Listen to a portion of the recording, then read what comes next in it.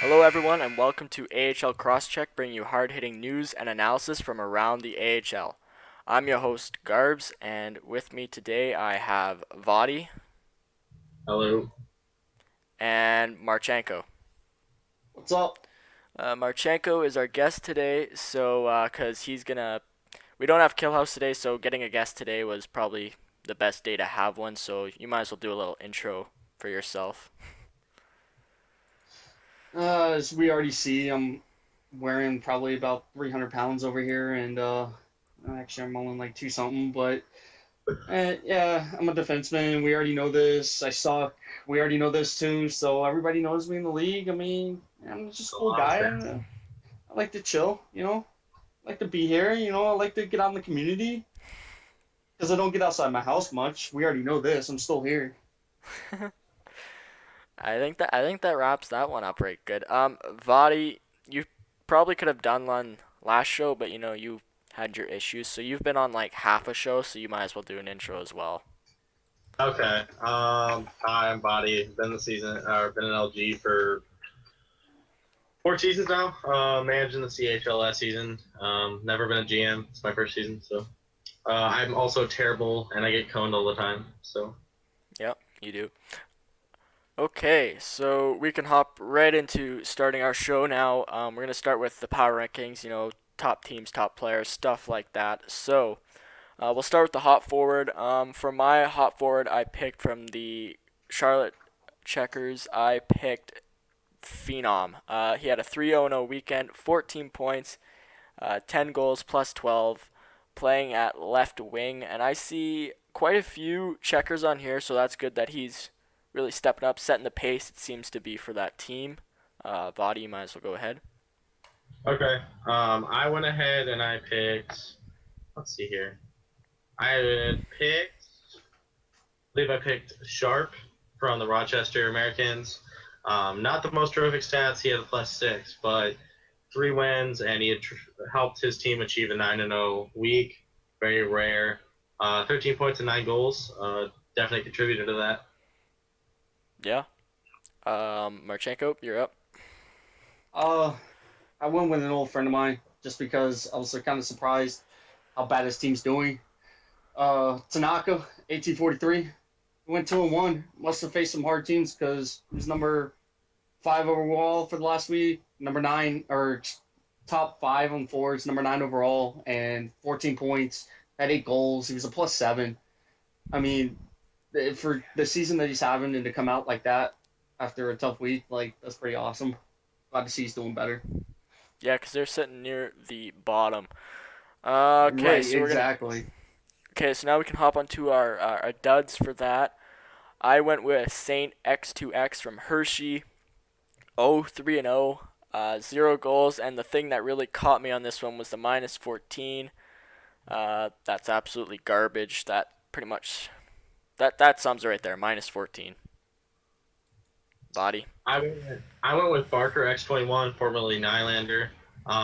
He was a huge contributor to his team the last 3 weeks. He's also been a big point scorer. He did not help his team at all this week, going to 0 2 and 1 and only having 2 points in 3 games, and also a -4. Oh yeah, definitely. Marchenko, you're up now, bud. Yeah, definitely went with E Rice. Eric E30, 0-3, 2 points, 1 goal, -6. Like, yeah, kid's better than that. I mean, the notable mention also to this is Ruthless. 0-3 with a -10. Like, come on, you're on Grand Rapids, dude. Shouldn't be happening that way. Yeah, yeah. When you're on a top team, you got to be putting up numbers, and Exactly. it's usually easier to put up numbers when you're on a top team, and he's not really doing so. Uh, Exactly. all right, so I think we can hop on to our defense now. Um, for defense, I went with Magna Ball, I believe. Yeah, I went with Magna Ball from the Chicago Wolves. He went 3-0 and 0, had 9 points, 1 goal, and was a +11. So that's another standout. If you're a plus as a D-man, then you're doing your job, and you're also helping produce on the front end, playing at right D. So pretty solid week for him. Body. I went ahead for my defenseman of the week, and believe I went with A Galley L94L. San Jose is kind of right in between being out of playoffs forever and being in playoffs. They're definitely contending. Him going 3-0 with 4 points as a D man and a +5 is huge for that team. Most definitely. Definitely for sure. All right, Marchenko, hit us. Person that's caught my eye, like, and it's constant every single week. I see him up there. It's Sniz. He's 3-0, 6 points, 2 goals. He's a +6, and he's playing right D on Ontario. And he's been doing it all season. It's not like it's some freak here or there. He's been in the top 50 or top 75 all season long for defense. It's like overall, by the way, and that's just to do that on defense. That's pretty solid every single week. Oh yeah, yeah, it's good. Good pick. All right. Who's not on defense? I went with Cloud from Providence, 0-3 and 0. And once again, the thing that stuck out to me the most was the -11. Obviously, you're not doing your job if you're -11 as a D man. You want to be, yeah, you want to have a really, you want to be plus if you're a D man because then you're doing both ways or as close to zero as possible. Because if you're -11 as a D man, that means you're letting pucks go in the net, and they're even strength pucks, so that's not good. Mine, I went with I'm not going with big name guys, but who's not. It's just really who didn't contribute to their team. XFDM Kill. He went 0-2 and 1. He's not a huge point getter anyway, but he did have 0 points and a -3. Um, Given Rochester's streak, the team needed to get some wins, and he did not. He was not there for him. So Okay, Marchenko, what do you Yeah, got? I went with Pats for life. Going 0-2, no points, -5. He's always been a big name on defense. He's playing the NHL. He always talks. I mean, and to go 0-2, possibly 0-3 if you weren't there the third game because he got pissed off, whatever. He's a better defenseman than that, and I don't see why that's happening. Yeah. All right, now we're on to who's hot goalie, and pretty easy for me actually. I picked Viva La Rangers from the Pirates, 5-1 and 0. He had a 2.28 goals against average and an 84.3 save percentage with one shutout. And that's a pretty impressive record because they're busy chasing down Bridgeport, so he's helping out in that chase. Vadi, I your turn. went with God Alex L01L. I do know a little bit about this guy. He used to be a forward in the CHL. He played for Barry for a little bit, and he recently went to goalie, and he went 4-1 and 1, 59 saves with a 1.6 goals against average and a 85.5 save percentage. The big thing though is the two shutouts he got, and given the Penguins are currently in that wild card spot, they definitely need those wins, and he looks like he's definitely standing on his head. Oh yeah, yeah, it does look like Yeah, he is. it's definitely it's definitely a tall task to ask for him right All right, now. all right, hop on it, Marchenko. I'm gonna select franchise here. Franchise went 6-0 last week, 62 saves with a 229 and an 81.5 save. And if you're going 6-0, I don't care who you are. You could be on the best team, you could be on the worst team. You're still going 6-0. It doesn't matter what lines you're facing. I mean, yeah, that's amazing for being Rochester. That I don't think Rochester's been versing a lot of tough lines lately still, but second and third lines you're still going 6-0. Yeah, it helps into Pretty that solid. 9-0 and 9-0 week they had, I guess. Exactly. All right, so who's not hot? I have to go from the San Jose Barracuda, Wampa Fried Wumps.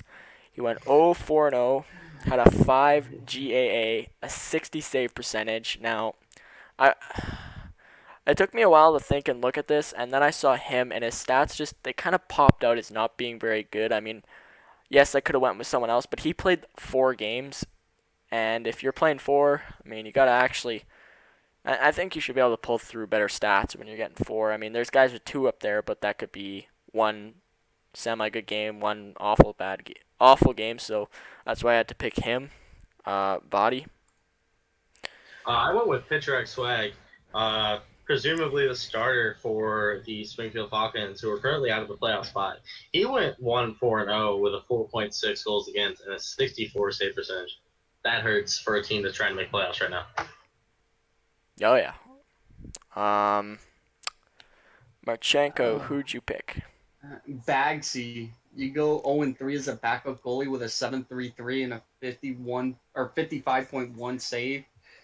It's, I mean, it's Providence. You're sitting. I think they're sitting like 10 points off the playoffs or whatever. Yeah, but look at Not Zero that bad. Crash. Like Zero Crash, like one of their other goalies, he's lighting it up. Right. So exactly You're why right. Baggy should be going. He should be able to match it, but he's not. Right. Or Exactly. That's what I'm saying. He's 0-3. At least if you take one, maybe even 2 games out of that, and your goal against is a 4, I could see that being your backup. Like, okay, cool. But you go 0-3 with a 7.33. Like, that's a high goal against average just for 3 games. yeah. 3 games only. Like, holy cow, man. You gave up on average 21 goals in your 3 games. That's pretty bad. All right, so now we're gonna hop on to our teams, and I think picking the hot team is gonna be pretty obvious. You know what? I'll let Vadi do that. Uh, I think obviously the team we pick, as you all probably would assume, is Rochester. This is a team that was in the bottom for much of the season. They fluctuated between the first week. I think they were in like third place, and then they sat down lower at like fourth and fifth. They went 9-0 this week with a 44 goals for and 19 goals against. That's a plus 25 goal differential, which I mean, only the only teams to compare with that this week were the Checkers and the Wolves. But their shot differential was a plus 56, and they were just on fire. So I mean, shout out to Sharp on getting that going. I mean that showed dominance this week. So Oh yeah, yeah. They dominated this whole week. Really, just blew I everyone out of mean, the as water. of And from right being this, placed 19th last week, 19th. yeah, and as of right this second, they're on a 12-game win streak before the 9:30 game come Monday. Like, that's pretty big. That's a That's pretty big. huge. Yeah. All right. So now we might as well go with our who's not like our team that's not doing so well. And when you got Marchenko, do you remember it? Oh yeah, Milwaukee calling them out today. I thought One we and I thought we eight. I thought we decided someone else. Oh man, I just wanted to call out face for this, like so bad. Vadi, you One and brought eight. you brought up who it was. You remember, right? yes, Oh yeah, we San I think Diego. well me and Garbs at least The accepted. Gulls. It's San Diego going from what they were first in the division First in the and frickin' conference. pretty substantially, and they're like 3-6 on the last 10 as of Tuesday before games. So that's a Yep. far drop, and they need to definitely fix their stuff. I know they just put Savage and S on waivers, so I don't know why. That looks like they need some goals. They need some help. So Yeah, they're just I kind of um, mean, dropping. they're not doing bad though. It looks like it's 1 goal games because the 4 games that they did lose. I mean, as of last week, like I'm looking at the power rankings of last week, it was a -4 for their goal differential, 21 for, 25 against. So I mean, it's not like they're doing terrible in that aspect. They're Not losing tight games, which you can't lose. especially with yeah, what they had at the beginning of the season going for them. Exactly. You're right. Like at the beginning of the season, they were the team that like looked like they were gonna go pretty far and they're gonna actually stay near the top, but they're dropping and they're gonna drop close to the bottom if they keep this up. Yeah. Teams are just gonna pass them.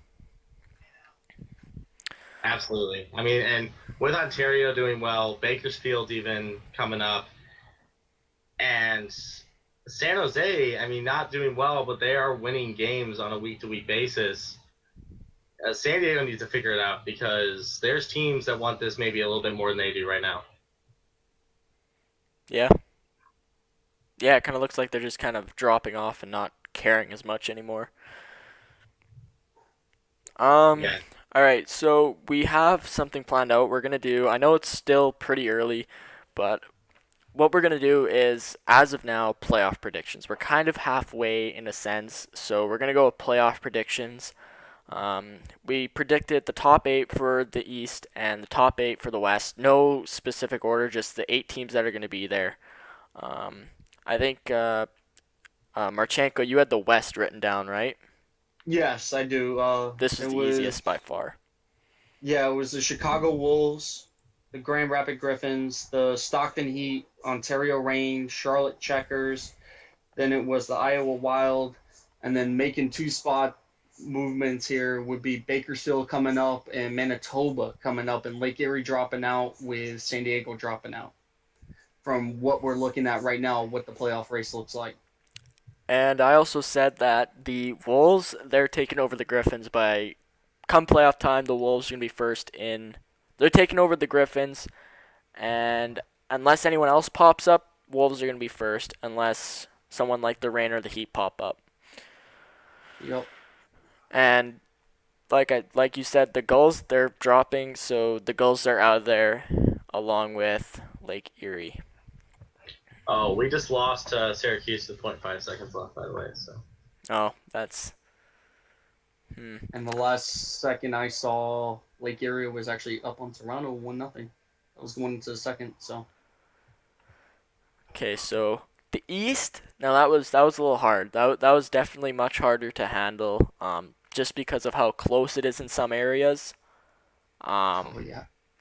and the way the divisions are working out. Because the Penguins right now have 8th seed, but they have 55 points, and no one's really close to them in their division. But Springfield, they're still 6 points back. So did we write? Did we have? We had the. Oh yeah. So what I said earlier that it's gonna be what you see right now is gonna be the playoffs, which is the Tigers, the Pirates, the Ice Caps, Americans, Phantoms, Wolfpack, Comets, and Penguins. And the only one that I am on is the Comets. Um, I think it can go pretty much any way between the Comets, the Crunch, the Marlies, and the Devils. I think that can go really either way, but none of them are going to make it past the first round. That's one thing I have to say. Vadi, what's your take? I know what you're going to say about your team, but you know. uh, So I think the Tigers, the Pirates, the Ice Caps, the Phantoms, the Wolfpack, and the Penguins will make the playoffs. I think that Rochester can keep their seed right now, the second seed in that Eastern North, if they continue their play. If they don't, they go back to their old ways. They're going to be a third seed for sure. The number 7 seed are the third seed and the Eastern North. It's very tight right now. So the Marlies have 48 points. There's a game not put in. Albany has 48 points, and Syracuse has 50, and Utica has 49. Um, So this I think puts the Crunch in the playoffs, though, right now. yeah, well, right now by 1 point. Um, yeah, Toronto and Lake Erie are tied up right now, 2-2 also. So, this is the week. and About if that. Toronto wins, it puts Toronto in the playoffs over Lake Erie or over Syracuse, just by goal differential and everything. So, I mean, it's all up in the air with that. Yeah, like that. That was the toughest thing was deciding that last thing, and I went back and forth multiple times, back and forth between each of the teams, looking at things, saying, "Oh, it might be this team," and then seeing a different stat, and then saying, "Oh, I don't know if that's going to be the case anymore." It's just the bottom line is none of those. It's going to be one of those four, but none of them are making it out of the first round. None of them will. All right, my dog stopped Well, barking. Yeah. it all Uh, depends on who they play in the first round because I know like the playoff seeding was completely different now. I mean, I know they're sticking with 7 games in the first round instead of 5 games like the normal AHL playoffs are, but it's really weird. It really is. I I still don't think they make it past the first round. I still don't think so. It's hard to say. It's hard to say. One thing now looking at it though, the Tigers seem to be slowing down a bit. Slowly Yeah, slowing they down, are. but they're slowing down, but just they're slowing down slowly. They're not slow. They didn't Yeah. slow down like the Gulls. They're slowing down very slowly, and the Pirates have really, really closed the gap. This like that. It's the East is just so close, so close. Like you, Well, like, uh, Toronto just took a point, so Toronto's headed to OT right now. hmm. So I mean, and so did Lake Erie. Lake Erie just took a point also. So I mean, Oh, with what we just said, it's like playoffs are changing as we're speaking. You know what I mean? And we still have a 10:30 game to do tonight. So yeah. I Like just I can't fathom what it's going to be like in the last week if it stays like this. like another thing I have to say is like you look at the East. It's so close right through the whole thing, until you hit Yes. like the really bottom teams. Yes. You look at the West. The way I said it, it's sectioned off. You have a section at the top with the top two teams. You have a section in the middle with 3, 4, 5, and you have a section with 6, 7, 8, and then there's also the Condors in that mix. And then the rest kind of just fall off. But the Moose are going to come up. I know that for a fact. The way they're playing now compared to the beginning of the season, it's going to catch up for them, and they're going to get up into the playoffs. But Right. like I said, the West has those three little sections there that are in the playoffs right now, and the East is like it's tight, like tight. It's really good All right the now. way around. Yeah. Like there's I no just little section at all. yeah, I can't fathom like what it's going to be like here in the next 2 weeks. Because there's what is it, 8 or 9 weeks? 9, I think. Yeah, and next week's a trade deadline, right? Yes, next week is the trade deadline, so that's really gonna map out where teams are gonna be standing for their season coming for the rest Right, of the season. exactly. Like you take trade deadline, I mean, there's gonna be teams that are really fighting that are gonna have to find if there's any changes because once that deadline's gone, that's what you have. You have to make that work. So if you have to make changes, you're gonna have to make changes, and you're gonna have to make them like you're gonna have to make your decisions quick Exactly. because it's gonna be crazy. Because all the teams fighting near the bottom are gonna have to make their rosters basically better than the teams they're fighting against. Oh yeah, you're right. Well, And if they don't, then they may get overtaken it's also unless said that some of these teams need to not make so many moves. Some teams will try to overcompensate Oh yeah, and that's the yeah. thing. they'll make too many moves, and chemistry won't click, and you don't have much time. Yeah, I'm gonna say you have to consider chemistry as well because if you don't have your chemistry down at the same time as you have your roster done, then really if you have a stacked roster and you can't find chemistry in it, then what's the point really? It's just going to fall apart. Yep. and that's the hockey game, sir. Lake Yeah, Erie that's how just it's going to won. work.